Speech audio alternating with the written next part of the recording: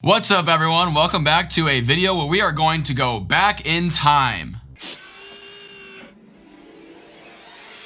Marty! You've got to come back with me! Where?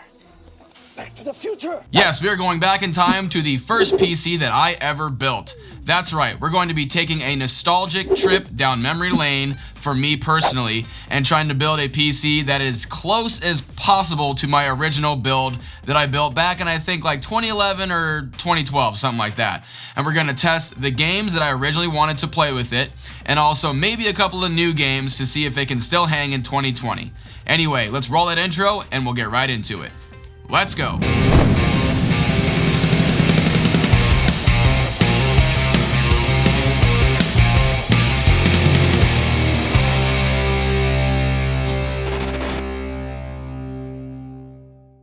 URCD has discounted codes for games and software that are a fraction of what you would pay if you purchased them from a retail store. More specifically, they have great prices on their Microsoft Office 2016 bundle that comes with a Windows 10 license as well. If that's not enough, you can also use my promo code RAV20 to receive 20% off the already discounted price.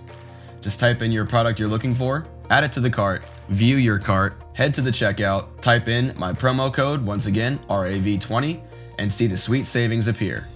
Check the links in the video description to learn more. Alright, so normally we have some kind of reason for wanting to build our very first PC, right? Whether it be gaming, video editing, streaming, or something similar like that. So my main reason I wanted to build a PC back then was that it was right around the time that good old Diablo 3 was going to be released. Now, I was an avid player of Diablo 2 and did just about everything you could in that game and played it for so many years. So when I heard Diablo 3 was finally coming, I jumped on the hype train, like literally jumped on that train and rode it for quite a while and knew I needed to build my very first gaming PC as my laptop I used for school back then just wouldn't cut it anymore. So I then scoured the internet looking for a guide on which parts to pick for a gaming PC and stumbled upon a site that had some lists of different price brackets to build a PC with. Man, I wish we would have had PC Part Picker and lots of YouTube videos on it back then. But anyway, I saw their entry-level build guide that was like for $500 to $550 and then went to work. Now to start this off, let's take a look at my first PC I ever built. And just so you know, these pictures are from around 2011 or 2012, I think, so I honestly can't remember. But anyway, be gentle with me because they kind of suck. But anyway, here's my first PC in all its glory. So for the CPU, we were rocking an AMD Phenom 2 X4 955 running at 3.2 gigahertz. Yeah, so great, I know. For the motherboard, I had the Gigabyte GA870A USB 3. Yeah, it actually had USB 3 in the name code because USB 3 was actually a premium thing to have back then, I guess. For the GPU, I picked up an AMD HD 6850 1GB, and now this photo of it was in a different build I made later, but I never actually seemed to take a picture of it in my original build, so just bear with me and that's what it looked like. For RAM, I had 8GB of G.Skill Ripjaws DDR3 running at 1600 MHz. For storage, I had a Seagate 1TB spinning drive because obviously back then I was in college and I couldn't afford an SSD. So for the power supply, I had an OCZ 600 watt PSU because parts were much more power hungry back then. And for the case, I had the legendary in my mind, Cooler Master HAF 912, which ended up following me around for a couple iterations of my computer builds. Now keep in mind, this rebuild we're going to be doing today is not 100% the same as my old build because I really didn't want to go on eBay and buy every single correct part as it would have been much more expensive to do it that way. And certain parts like my motherboard that I used to have are actually pretty dang hard to find these days if no one's like listing one or something like that. So despite this, I happened to find a build that was actually very close to my old build and it was on the Facebook Marketplace of all places, and I was able to secure it for only $80. Yeah. Something I worked super hard to save up $550 for back in college didn't even cost me a $100 bill in 2020. But anyway, here's what we were able to secure. For the processor, we have an AMD Phenom 2 X4 965 this time, running at 3.4 gigahertz, so just a little bit of a jump. So it's just one step up from the processor I had back in the day, so it shouldn't really make too much of a difference. For the RAM, we are again going with 8 gigabytes of DDR3, but this time it's running at 1333 megahertz. So there's a tiny difference there as well. For the graphics card, I picked up an MSI Radeon HD 7850 this time. Got it for 20 bucks on the used market just a little while back, and I figured it would be a perfect application for it as it was just one generation up from the card I originally had. So the main difference here is that we're going to be working with 2 gigabytes of VRAM rather than the 1 gig I had in the original 6850. So that could make some kind of difference in newer games, but we'll have to see when we try them. For the motherboard, we have an Asus M4A88T Micro 8TX board that is pretty close to what I had in terms of the chipset, with this one being an 880 board and my old one being an 870 board. For the power supply, we're again using a 600 watt power supply from Thermaltake this time. Storage is also the same with the inclusion of a 1 terabyte spinning drive, only this time we have a 120 gigabyte SSD to speed up the overall system snappiness, and so I didn't go completely crazy waiting for load times. And then there's the case. So I really wanted to try to go find my original case, but even on eBay right now, I couldn't find a half 912 anywhere.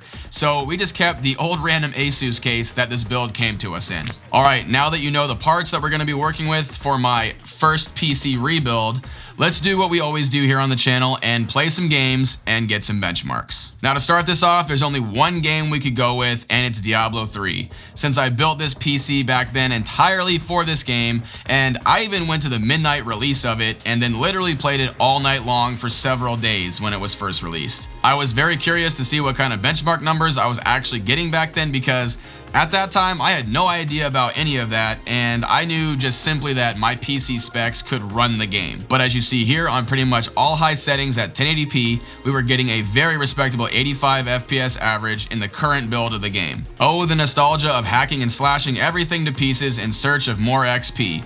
Man, I hope Diablo 4 turns out a little bit better than that one did. The next older game we're going to test is a game we all know and love, Skyrim.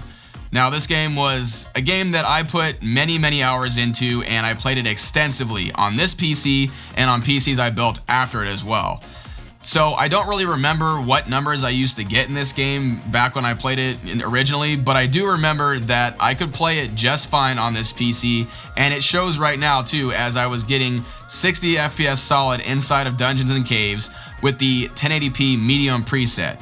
But the real test of this was when I was out in the open world, as I quickly saw my FPS take a nice drop down to 45 while roaming the map.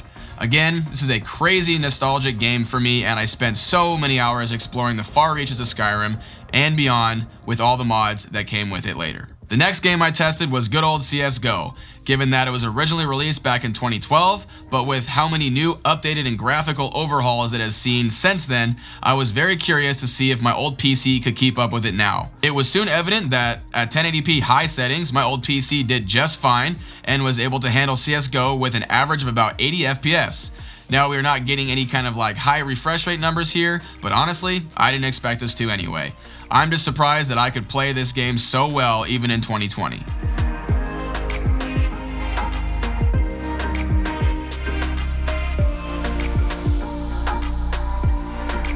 Moving on, I wanted to test Doom Eternal for you guys, but it just simply wouldn't start. I believe it's because we're limited to 2 gigabytes of VRAM, and Doom requires at least 3 gigabytes for its minimum requirements to play. So unfortunately, this one was out of the picture for our old PC. Now on to the game you're all wanting to see, and the game that surprised me the most, Valorant. I could tell just from hopping into the game and doing the initial training that this was going to be a massive success for our old PC running at 1080p medium settings. With training out of the way, I hopped into my very first match, and well, I had a lot of practicing to do, but despite me being a total noob at the game, I was able to get a few kills and have a really generally smooth playing experience and a brand new game for 2020 on a PC that I originally built back in 2012. So if this doesn't say something for how well optimized and balanced Valorant is for the esports world, I don't know what does. Oh yeah, and if you were wondering if I won my first match, yeah, no, I didn't. Again, I need to practice like quite a bit. All right, that's going to be it for our little trip down memory lane, you guys. I actually got really excited when I saw this PC for sale, and I really hope you guys found this video as interesting for you as it was for me to make it. And if you all did, make sure you leave the video a like. I really appreciate the love and support from the community. And along with that, if you have any questions or concerns about anything you saw in the video, be sure to leave it down in the comments below, and I'll do my best to answer you guys and get back to you. And as always, if you're a fan of my content and you want to stay updated on what we do here on the RA Visuals channel, hit that subscribe button and the notification bell so that you'll always be informed when a new video or a stream will be going live. Oh, also, I stream on Twitch as well as YouTube now, so if you want to follow me on Twitch, I will leave that in the description below as well for you guys if you guys want to head over there. But that's going to be it for me today. I'll see you in the next one, you guys. Later.